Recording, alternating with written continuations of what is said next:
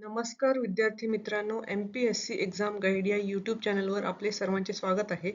आज आपण 18 मार्च 2026 रोजीच्या चालू घडामोडी बघणार आहोत. यामध्ये आपण 10 प्रश्न बघणार आहोत.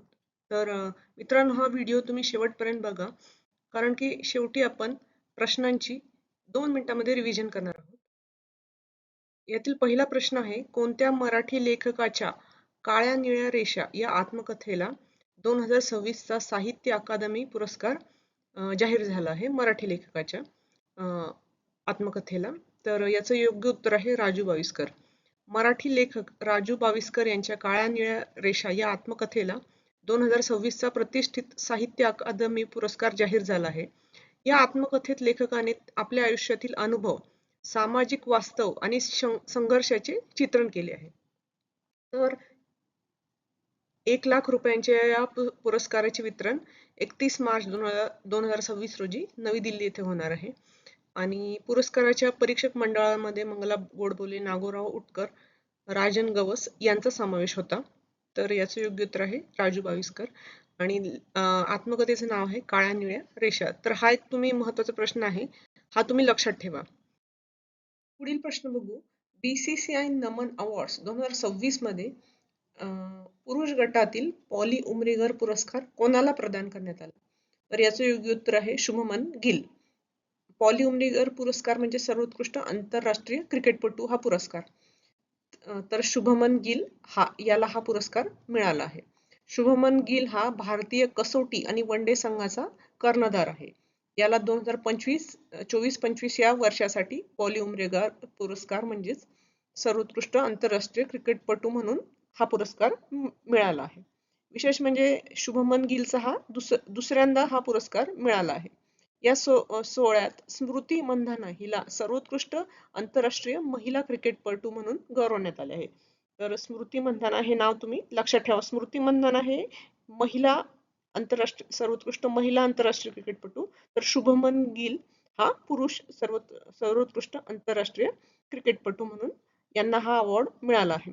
हा पुढचा एक पॉइंट महत्वाचा आहे की रॉजर बिन्नी, राहुल द्रविड आणि मिताली राज यांना CK नायडू जीवन गौरव पुरस्कार ने सन्मानित करण्यात आला आहे, म्हणजे लाईफ टाईम अचीवमेंट अवॉर्ड. तर तुम्ही हे पण नाव लक्षात ठेवा, रॉजर बिन्नी, राहुल द्रविड आणि मिताली राज. तर हे तुम्ही लक्षात ठेवा, कारण की हा एक खूप महत्वाचा प्रश्न आहे, हा परीक्षेत येऊ शकतो. 98व्या अकादमी पुरस्कारांमध्ये म्हणजे ऑस्कर 2026 मध्ये कोणत्या चित्रपटाने सर्वोत्कृष्ट चित्रपट या श्रेणीसह सर्वाधिक 6 पुरस्कार जिंकले? तर याचं योग्य उत्तर आहे वन बॅटल आफ्टर अनादर. या चित्रपटाने 6 पुरस्कार जिंकले ऑस्कर अवॉर्ड मध्ये. याच्यामध्ये एक कॅटेगरी होती बेस्ट पिक्चर. हा पण पुरस्कार या चित्रपटाने जिंकला. हा एक महत्वाचा प्रश्न आहे, हा तुम्ही लक्षात ठेवा. हे एक महत्वाचे अवॉर्ड्स आहेत. तर वन बॅटल आफ्टर अनादर हे याचं योग्य उत्तर आहे. तर 98वा ऑस्कर पुरस्कार सोहळा 15 मार्च 2026 रोजी लॉस एंजेलिस मधील डॉल्बी थिएटर मध्ये आयोजित करण्यात आला. पॉल थॉमस अँडरसन दिग्दर्शित वन बॅटल आफ्टर अनादर या चित्रपटाने सर्वोत्कृष्ट चित्रपट, सर्वोत्कृष्ट दिग्दर्शक, सर्वोत्कृष्ट सहाय्यक अभिनेता यासह एकूण 6 ऑस्कर पुरस्कार पटकावले. याच सोहळ्यात प्रथमच सुरू करण्यात आलेला अचीवमेंट इन कास्टिंग हा पुरस्कारही या चित्रपटासाठी जिंकला. सिनर्स या चित्रपटाला सर्वाधिक 16 नामांकने मिळाली होती. तर मायकेल B. जॉर्डनने या चित्रपटासाठी सर्वोत्कृष्ट अभिनेत्याचा पुरस्कार जिंकला. हा एक महत्वाचा प्रश्न आहे, हा प्रश्न तुम्ही लक्षात ठेवा. पंतप्रधान मोदी यांनी मार्च 2026 मध्ये आसाम माला 3.0 AM 3.0 या रस्ते पायाभूत सुविधा कार्यक्रमाचे भूमिपूजन कुठे केले? तर याचं योग्य उत्तर आहे कोक्राझार. पंतप्रधान मोदी यांनी मार्च 2026 मध्ये आसाम दौऱ्यादरम्यान 3200 कोटी रुपयांच्या आसाम माला 3.0 या कार्यक्रमाचे भूमिपूजन केले. या प्रकल्पांतर्गत 34 जिल्ह्यांमध्ये 900 किलोमीटरहून अधिक लांबीचे रस्ते आणि 37 पुलांचे बांधकाम केले जाणार आहे. आणि हा प्रकल्प ईशान्य भारताच्या दळणवळण आणि आर्थिक विकासाला गती देण्यासाठी महत्वाचा आहे. तर आसाम माला हा जो कार्यक्रम आहे हा कोक्राझारमध्ये या कार्यक्रमाचे भूमिपूजन करण्यात आले. पुढील प्रश्न बघू. जगातील पहिले autonomous maritime ship building and system centre कोठे उभारले जात आहे? तर याचं योग्य उत्तर आहे नेल्लोर, आंध्र प्रदेश. तर हे जगातील पहिले असे केंद्र असेल जे जहाज बांधणीमध्ये रोबोटिक्स, आर्टिफिशियल इंटेलिजन्स चा वापर करेल. आणि हे केंद्र सरकारच्या हे केंद्र भारताच्या सागरी सुरक्षा आणि स्वायत्त तंत्रज्ञान क्षेत्रात मैलाचा दगड ठरणार आहे. पुढील प्रश्न बघू. फिच रेटिंगने मार्च 2026च्या अहवालानुसार आर्थिक वर्ष 2025-26 साठी भारताचा जीडीपी वाढीचा अंदाज किती वर्तवला आहे? तर हा एक महत्त्वाचा प्रश्न आहे. तर याचं योग्य उत्तर आहे 7.5.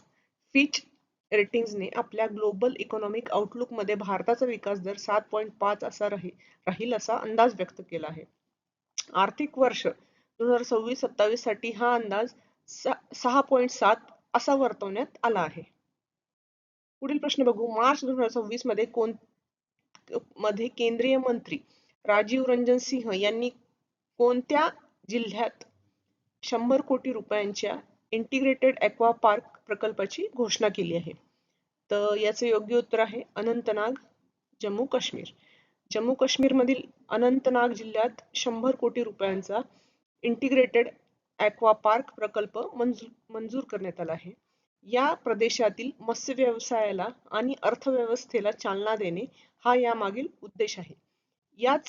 यासोबतच शीतजल म्हणजे कोल्ड वॉटर फिशरीज शाश्वत विकासासाठी मॉडेल मार्गदर्शक तत्वे देखील प्रसिद्ध करण्यात आले आहे. तर याचं योग्य उत्तर आहे integrated aqua park Anantnag, Jammu Kashmir मध्ये येथे उभारण्यात येणार आहे. मार्च 2026 मध्ये आंतरराष्ट्रीय क्रिकेटमधून निवृत्ती जाहीर करणारा सरफराज अहमद हा कोणत्या देशाचा माजी कर्णधार आहे?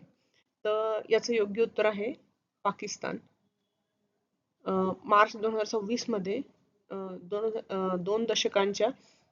जवळपास 2 दशकांच्या आंतरराष्ट्रीय क्रिकेट खेळल्यानंतर त्यांनी निवृत्ती घेतली. त्यांनी 2007 ते 2023 मध्ये क्रिकेट खेळला. 100 आंतरराष्ट्रीय सामन्यांमध्ये त्यांनी पाकिस्तानचे नेतृत्व केले. त्यांच्या नेतृत्वाखाली 2017ची ICC चॅम्पियन्स ट्रॉफी पाकिस्तानने जिंकली आणि T20 क्रमवारीत अव्वल स्थान पटकावले. त्यांनी आपल्या कारकिर्दीत 54 कसोटी सामने, 117 एकदिवसीय सामने आणि 61 T20 सामने खेळले आणि त्यांनी एकूण 6164 धावा केल्या आणि आंतरराष्ट्रीय स्तरावर त्यांनी 315 कॅचेस घेतल्या. तर हे नाव तुम्ही लक्षात ठेवा. सरफराज खान पाकिस्तानचे माजी कर्णधार यांनी निवृत्ती घेतली.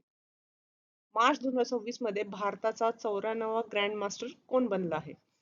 तर हा एक महत्त्वाचा प्रश्न आहे कारण याचं योग्य उत्तर आहे मयंक चक्रवर्ती. तर गुवाहाटी आसाम येथील 17 वर्षीय मयंक चक्रवर्ती भारताचा 94वा ग्रँड मास्टर बनला आहे.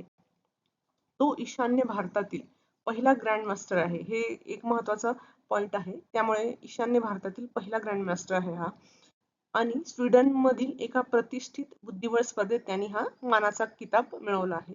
तर मयंक चक्रवर्ती ईशान्य भारतातील पहिला ग्रँड मास्टर हे तुम्ही लक्षात ठेवा. 10वा प्रश्न बघू. मार्च 2026 मध्ये मुख्यमंत्री विष्णू देव साई यांनी 1460 गोठे म्हणजे कॅटल शेल्टर्स उभारण्यासाठी कोणती योजना सुरू केली? तर याचं योग्य उत्तर आहे गोधन योजना. तर हे जे आहे विष्णू देव साई हे छत्तीसगडचे मुख्यमंत्री आहे आणि भटक्या जनावरांच्या संरक्षणासाठी त्यांनी गोधन योजना सुरू केली आहे. या योजनेअंतर्गत राज्यातील प्रत्येक विकास खंडात म्हणजे ब्लॉक मध्ये 10 गोठे उभारण्याचे उद्दिष्ट ठेवण्यात आले आहे. तर या उभारण्यात आलेल्या सर्व गोठ्यांना सुरभी गोधन असे अधिकृत नाव दिले जाईल. तर याच गोधन योजना ही जी आहे छत्तीसगडची योजना आहे आणि गोठे 1460 गोठे या अंतर्गत उभारण्यात येणार आहे. तर मित्रांनो, आता आपण जे क्वेश्चन बघितले त्याचं शॉर्ट मध्ये आपण रिव्हिजन करू. राजू बाविस्कर यांना 2026 चा साहित्य अकादमी पुरस्कार मिळाला. त्यांच्या काळ्या निळ्या रेषा या आत्मकथेसाठी त्यांना हा सन्मान जाहीर करण्यात आला. शुभमन गिल आणि स्मृती मंधाना हे सर्वोत्कृष्ट आंतरराष्ट्रीय क्रिकेटपटू ठरले आहेत. बीसीसीआय नमन अवॉर्ड्स मध्ये गिलला सलग दुसऱ्यांदा पॉली उमरीगर पुरस्कार मिळाला. तर ऑस्कर विषयी बघू. वन बॅटल आफ्टर अनदर या चित्रपटाला या चित्रपटाने सर्वात जास्त पुरस्कार ऑस्कर अवॉर्ड्स मध्ये मिळवले. एकूण 6 ऑस्कर पटकावले या चित्रपटाने. मयंक चक्रवर्ती भारताचा 94वा ग्रँडमास्टर ठरला आहे. हा ईशान्य भारतातील पहिला ग्रँडमास्टर ठरला आहे.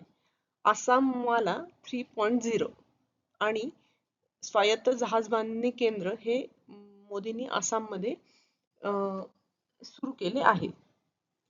भारताचा जीडीपी दर तर फिच रेटिंगने भारताचा जीडीपी दर 7.5% राहण्याचा अंदाज वर्तवला आहे. तर मित्रांनो, हा आजचा व्हिडिओ होता. तुम्हाला हा व्हिडिओ आवडला असेल तर या व्हिडिओला नक्की लाईक करा, तुमच्या मित्रांबरोबर शेअर करा आणि एमपीएससी एक्झाम गाईड या यूट्यूब चॅनलला सबस्क्राईब करा. आणि तुम्हाला कोणत्या नवीन टॉपिकवर व्हिडिओ हवे असतील तर नक्की कमेंट करून सांगा. धन्यवाद.